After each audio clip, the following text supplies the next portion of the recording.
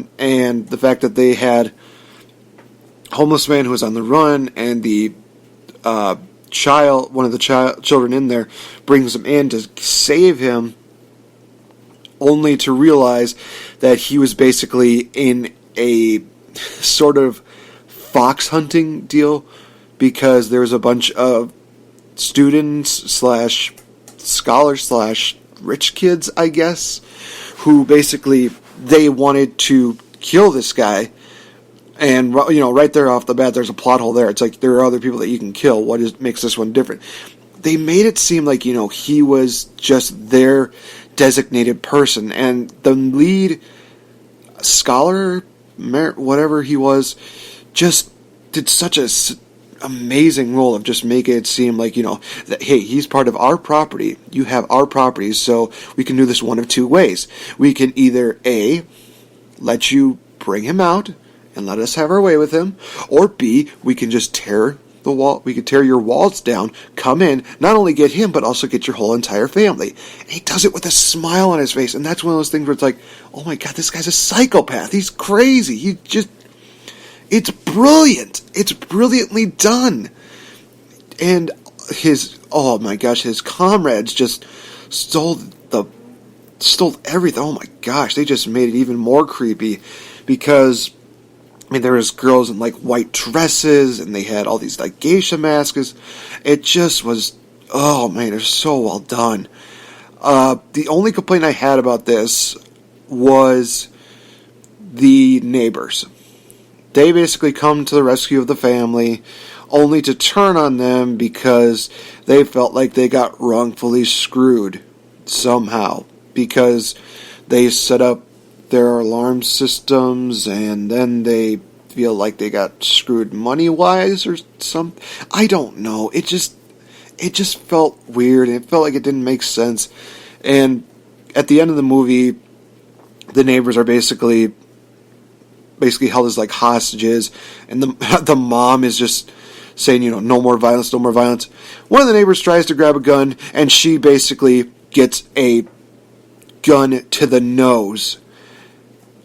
And right then and there, when I saw that, I'm like, yeah, you deserved that. So your broken nose is just a reminder that you need to just, own up to your deeds and learn to listen, stupid. Yeah, that was one of those moments where I was actually more laughing, like, ha, serves you right, stupid idiot. So, all in all, other than that one little plot hole, this was actually a really well done movie, and I'm very amazed at how well they've continued to really make The Purge into something amazing. And now they're going to be coming out with another Purge next year on July 4th. Oh boy, that's going to be a very controversial night. And not only that, some of the rumors are escalating that it might be a prequel, which is a great idea, because I know a lot of people would like to know, well, how did they come to make this law? How did it come to pass? How did it come to be this way? It just would make the most sense to show, this was the first Purge. This was, how things came to be. Show maybe the politicians getting corrupted, and they're seeing how the world is just, could be a better place if they had this one night of doing whatever they want, and, etc., etc. Just doing something like that, I think would actually be very interesting. So, hoping to see what will happen. I will give you guys updates on that in the near future. So, as far as how The Purge goes, I definitely give it 4 stars out of 5. It definitely owns up to the expectation. If you really haven't seen any of the Purge movies, definitely start with the first one and then see the other 2, because you're going to be missing out on a lot if you did what I did, and that's see 2, 3, and then finally see 1. Because after you see 2 and 3, it's kind of like after you see the first one, it's like, I was expecting more. So definitely see the first one and then see the other 2. Alright, so we move on to the next movie, which is actually nominated for, I believe, 8 Oscars, and that being The Arrival. Oh, boy. Seeing this movie, I already knew that Amy Adams was going to just knock it right out of the park. And then I see Jeremy Renner, Redder, I believe his name was, or as I like to call him, Hawkeye from the Avengers.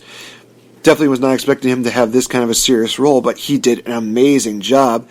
He kind of felt like he was the Ian Malcolm of this movie, where he was always talking about like chaos theory and just maybe doing some practical stuff or something like that. It was kind of interesting, but it was very well done. In all honesty, it really was. This movie deserves all of the Oscar nominations as get. The music definitely felt very eerie. The plot actually made sense. They wanted to know 3 questions about these aliens, about who they are, where do they come from, and why are they here. And it's just so beautifully done, because they're basically trying to do different ways of communicating with them. They tried talking, that didn't work. They tried making signs and basically saying I think Amy Adams started off with one saying human, and she's touching herself. She's basically indicating to Jeremy. It's just very well done, and they start basically translating all of these alien signs. It was just very well done. This movie is just great. All honesty, loved every single bit about it. So, and the weird thing is that the aliens actually kind of reminded me of those octopus aliens from Chicken Little. So, and don't worry, those little those little squids that come in Chicken Little, they didn't pop up in this movie. So thank God for that.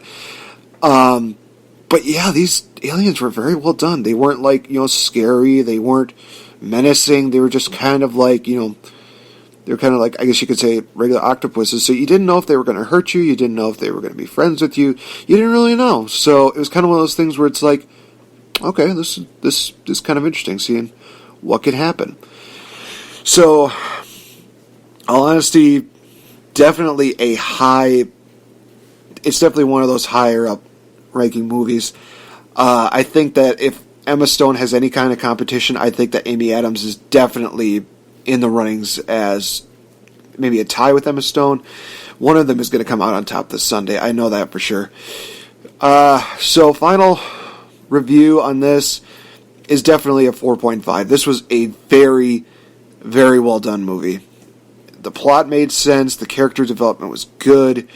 Relatability factor, it's a little harder to do when you're talking about aliens, but I think that if they were to do it in that same way, just, be peaceful with them at first, and then if they get hostile, then you start doing it, that would make sense. So, it's kind of an interesting approach, because usually when they see aliens, people are just, guns a-blazing, boom, boom, boom, boom, boom, boom, boom.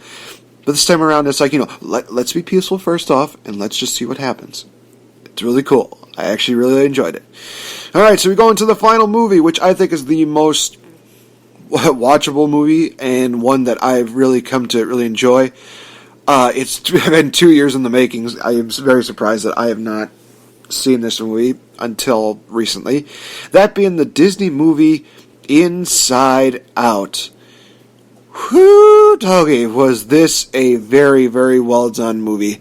For those of you that don't know, Inside Out is basically telling the tale of a girl named Riley and every single emotion that she has to go through. The emotions that go through are joy, sadness, fear, disgust, and anger, voiced by Lewis Black, I might add, and I was very curious to see how well he would do in a kids movie, considering the reputation that Lewis Black has, but I'll get to that in just a bit. So basically, it's just going through every single bit of emotion, and Joy is just always trying to be the leader, always trying to be the one that, takes control of everything. But there are times where other emotions will take control because they're not sure about everything. They fully don't understand. And I think one thing that she definitely shows is that she doesn't want sadness to have any control over this, because it affects a lot of her, what they call like core memories. The way that they really did this was just so well. It's like every single time that they have a memory, it just turns into like this little ball, and it just goes into like this almost library-like deal. It's just so funny. It's so good. And I think to myself, wow, if only emotions were actually like that. And the fact that they only not only do that for just Riley, they do that for the parents. They do that for like this other random kid that Riley bumps into. They even did something for a dog, and I'm thinking, wow, if only emotions were actually like that for everybody, that'd be quite amazing. But like I said, the main thing I was very interested in seeing was how Lewis Black was going to adapt to this kids' film. Because like I've said, Lewis Black is not exactly the most child-friendly person. If you've seen a lot of his stand-up comedy routines, you know what I'm talking about. You'll definitely see him, dropping F-bombs and A-bombs, S-bombs, every single bomb that's in the English dictionary, and probably some known to future people. Just not very, very vulgar. But this time around, he had kind of the same likeness that you would expect from him, but also he was very toned down in the funniest ways possible. The part that really cracks me up the most is, since he's angry, he gets really agitated about so many things real easily. So there's like this Triple Dent gum commercial that has a jingle to it, and it's just so catchy. He doesn't want to have anything to do with that. I think his 2 lines from there were, "Did I ask for that stinking gum commercial?" Or he'll just say, "No!"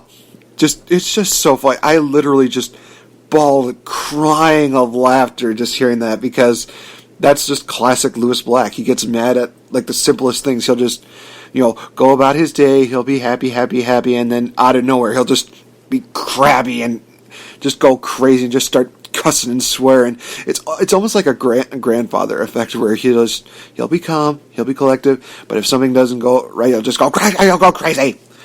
It's just awesome. But this movie is basically talking about how life isn't always about joy. It's about finding a way to balance every single bit of your emotions and being able to realize that every single emotion, the emotions aren't bad. There just need to find a way to balance them. And I will admit, this is again why I am such a fan of Disney, is that one of the ending scenes, sadness takes control, and just, oh my gosh, they find a way to make me cry. I'm a grown man and I'm crying over a Disney movie. I am either that big of a baby or I'm just that big of a sweetheart. This was a very well done movie. Bravo, Disney, you just know how to do it. You just know how to create epic, great Disney movies. Whether it be animation, whether it be stop motion, whether it be original, whether it be your own kind of ideas. It just is amazing what they do. I am very much happy with how that went.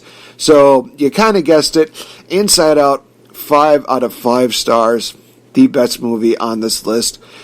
Holy cow. So, that is going to wrap it up for this edition of What Did I Just Watch? Hope that you guys enjoyed the review. And if you have any thoughts about any of these movies, leave them in the comment section below. Let us know what you guys think. I'll be back on next week, Friday, with a few more movies. Hopefully, I'll be able to go out in theaters and see... I'm hoping to see Cure for Wellness or The Great Wall, because both of those actually look really good. But also, be sure to tune in this Sunday when we have the Oscars. It's going to be quite an amazing night, to say the least. I mean, like I said, Jimmy Kimmel is hosting. Rock's going to be presenting one. Emma Stone's going to be presenting an Oscar. It's just going to be really great. The Academy Awards are always just showing those who have really gone above and beyond and who have just really stood out to these, select individuals. And it's sometimes very hard to really catch their attention. I mean, Deadpool was the, biggest rated R film, highest grossing rated R film, I should say, of quite a long time, in all honesty. And it didn't get an Oscar nomination. A lot of people are not happy about that. See, I'm one of those people who, I didn't like that he didn't get a nomination, but at the same time, it's like, there will be other times. There will be other times where maybe they can say, okay, great, he'll come up for another Oscar nomination, and just I'm just accepting it. I'm not gonna boycott the Oscars. I'm gonna be like, okay, well, at least as long as Ryan Gosling doesn't win Actor of the Year, then I'm totally okay with that, because there are so many other people that probably deserve it more. I would even throw Andrew Garfield in the mix. I would throw... Would I throw Casey Affleck in there? Oh,